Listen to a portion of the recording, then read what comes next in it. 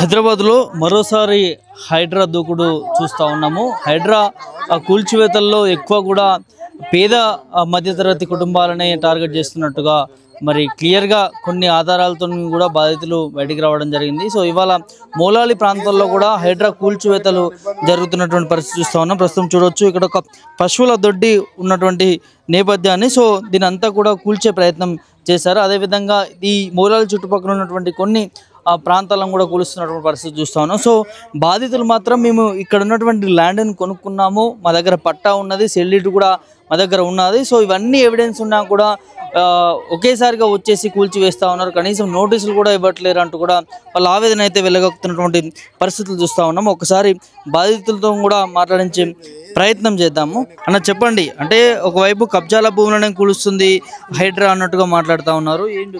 కబ్జాలు కాదండి, మేము కబ్జాలు ఎక్కడ కూల్చిరో మాకు తెలియదు. ఇక్కడ మాత్రం ఇక్కడ ఉన్న వాళ్ళు కబ్జాలు కాదు, పెద్ద పెత్తందారులు కాదు, ఓనర్లు కాదు. ఇక్కడ ఉన్నది మొత్తం పేద ప్రజలు. మామూలుగా పొద్దున్న పనికి పోతే సాయంత్రం వచ్చి తినే వాళ్ళు. మొత్తం ఉన్న సిచ్యువేషన్ కూడా మీకు అర్థమైపోయింది. మొత్తం పేద ప్రజలు. ఇక ఇది ఒరిజినల్ డాక్యుమెంట్స్ అండి. ఇది మరి మేము కొనుక్కున్నప్పుడు గవర్నమెంట్ ఎట్లా మాకు రిజిస్ట్రేషన్ చేసింది? ఈ రిజిస్ట్రేషన్ ఇది రాంగ్ భూమి అన్నప్పుడు వాళ్ళే దాన్ని తిరస్కరించాలి. ఆ రిజిస్ట్రేషన్ చేస్తున్నప్పుడు ఇది తప్పుడు భూమి అని అట్లా కాకుండా మాకు ఒరిజినల్ డాక్యుమెంట్ తోటి ఉప్పల్ రిజిస్ట్రేషన్ ఆఫీస్లో రిజిస్ట్రేషన్ చేసుకొని మేము ప్లాట్లు కొనుక్కున్నాక ఇది దొంగ భూమి అని వాళ్ళు వచ్చి హైడ్రా వాళ్ళు వచ్చి తొలగిస్తారు. మా పరిస్థితి ఏం కావాలి? ఇప్పుడు రూపాయి జమ చేసుకొని ఓన్లీ గోడలు కట్టుకొని ఉంటున్న దానికే ఇక్కడ పెద్దోడైతే ఎప్పుడో బిల్డింగులు కట్టుకుని అలాంటి గూడు తీస్తే మాకు బాధ లేదు. ఇక్కడ ఉన్న పేద ప్రజలను అన్యాయం చేస్తే ఈ గవర్నమెంట్ ఇదేనా న్యాయము? వచ్చి సర్వే చేయండి. సర్వే చేసినాక ఇలా నిజంగా పేద ప్రజల దొంగ భూముల రియాలిటీ భూముల అవన్నీ తెలుసుకున్న తర్వాత మాకు ఇన్ఫర్మేషన్ ఇచ్చినాక నోటీసులు ఇచ్చినాక అప్పుడు మాకు కూలగొట్టినాక మీరు కూలగొట్టండి. మరి మాకేం న్యాయం చేస్తారో వేయండి. మేడంకి ఇస్తే సరే ఆమె రిజిస్ట్రేషన్ ఉందనేది మేము కొనుక్కున్నాం, మాది కాదు తప్పు. కాకపోతే మేడంని అడగండి. మీరు ఎవరి దగ్గర కొన్నారు? మేము లావణ్య మేడం దగ్గర కొన్నాం. మేము ఆమె యాజ్ పర్ అది రాంగ్ భూమి అన్నప్పుడు రిజిస్ట్రేషన్ ఆఫీస్లో కూడా వాళ్ళు కూడా క్వశ్చన్ చేయాలి. ఆమె భూమి అయినప్పుడు వాళ్ళు రిజిస్ట్రేషన్ ఆమె అమ్మింది కరెక్టే, ఆడ రిజిస్ట్రేషన్ చేసింది కరెక్టే, మేము కొనుక్కున్నది కరెక్టే. కానీ ఇక్కడ కొనుక్కున్నది ఎవరు? బీద ప్రజలు. ఆ బీద ప్రజలను ఎలాంటి ఇంటిమేషన్ లేకుండా మేము ఏదన్నా బాధ చెప్పుకోవడానికి పోవాలన్నా కానీ దగ్గరికి రానియకుండా మొత్తం ఇంట్లో మొత్తం కూల్చేస్తున్నారు. హైడ్రా దగ్గరికి పోమంటే మేము పోయేసరికి కూడా కూల్చేసినాక మేము ఏం చేయాలి? మరి మాకు ఏం న్యాయం చేస్తారు? ఆ చిన్న గోడలు, ఈ రిజిస్ట్రేషన్ ఖర్చులు ఇవన్నీ మేము ఇప్పుడు కాదు కొనుక్కున్నది, 10-12 సంవత్సరాలు అవుతుంది కొనుక్కొని. మరి అప్పంచెల్లి ఎందుకు లేదు? ట్యాక్సీలు కట్టినాం. మరి ఇప్పుడు నల్ల బిల్లు ఉంది, కరెంటు బిల్లు ఉంది, ట్యాక్సీ కట్టినాం. ఇవన్నీ అప్పుడు ఈ భూమి ఎక్కడి నుంచి వచ్చిందని వాళ్ళు అక్కడ ప్రశ్నించొద్దా? ఇలా హైడ్రా రాగానే కూలగొట్టడు. ఎట్లా కూలగొడతారు వాళ్ళు? అధికారం చేతులుందని యాగం చేయడం. కానీ మీరు ఎవరి మీద చూపించాలో ఆ అపార్ట్మెంట్లు అక్కడ దొంగ పెద్ద అయితే వాళ్ళ మీద మీరు క్వశ్చన్ చేయండి. కానీ ఇక్కడ ఉన్న పేదలను సెర్చ్ చేయండి మళ్ళీ ఒకసారి. ఇలా నిజమైన పేదలు ఉన్నారా, బడాబాబులు ఉన్నారా, లేకపోతే పెద్ద హోదా ఉన్న వాళ్ళు ఉన్నారా? అదంతా సర్వే చేసి మాకు నోటీసులు ఇచ్చి ఇది మీరు తప్పు చేసిరు అని మరి మాకేం న్యాయం చేస్తారో చేసిన తర్వాత మమ్మల్ని ఇంచెల్లి పంపించండి. అప్పటి వరకు మేము దేనికైనా సిద్ధం, ఇక్కడే ఉంటాం. మేము ఎట్లా వచ్చి బంధిస్తారో ఎట్లా చేస్తారో అది కూడా మేము చూస్తాం. ఇంచెల్లి మా జాగాలు ఉండుడా మేము చచ్చుడా దేనికైనా రాడే మేము.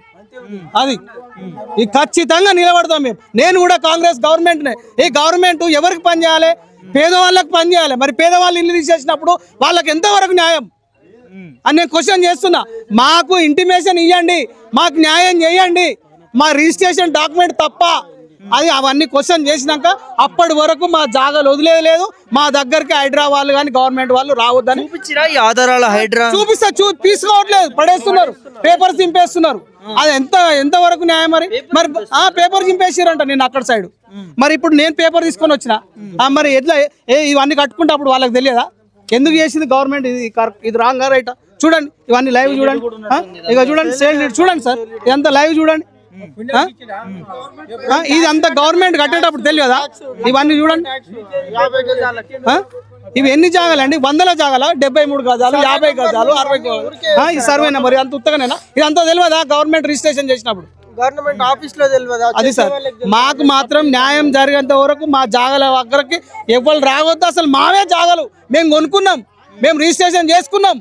వాళ్ళ ఎవరు వచ్చి మమ్మల్ని తీయడానికి ఉన్నా లేకున్నా ఈ గవర్నమెంట్ మాకు సహకరించి ట్యాక్స్ ఇప్పుడు ఇది రిజిస్ట్రేషన్ చేసినప్పుడు గవర్నమెంట్ పైసలు తీసుకోలేదా, ఉత్తగిచ్చిందా?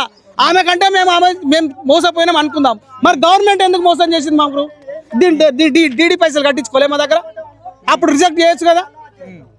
ఏం చెప్తారు ముఖ్యమంత్రికైనా కాంగ్రెస్ అవును, నేను కాంగ్రెస్ మాది యాదగిరిగుట్ట మండలము, ఇప్పుడు మూటకొండూరు మండలము, వాటూరు. అక్కడ నుంచి వచ్చి ఏదో చిన్న పని చేసుకుంటూ ఇక్కడ జాగ్రత్త 5ో 10కో తక్కువకి వస్తుందంటే ఆశపడ్డాం, కొనుక్కున్నాము. కానీ ఇక్కడ ఉన్న పేద ప్రజలు ఎవరు వాళ్ళందరినీ గుర్తించి ఇది నిజమా కాదా పరిశీలన చేసిన తర్వాత మా జాగాలను మాకు ఏం న్యాయం చేసిన తర్వాత మాకు ఏమి ఇస్తారో ఇచ్చిన తర్వాతనే దీన్ని ఇంకా కూల్చడం కానీ చేయడం కానీ చేయాలి. అంతవరకు మా జాగాలు మేము వెళ్ళం, ఇక్కడే ఉంటుంది. గవర్నమెంట్ పరంగా ఇక్కడ ఏ తప్పు ఏ విధంగా అయ్యింది అన్నది మాకు తెలియదు. మేము గరీబ్ వాళ్ళం, రూపాయి పోగు చేసుకొని కొనుక్కున్నాం. మేము ఏదున్నా గవర్నమెంటే మాకు సహకరించి మాకు సహాయం చేయాలి.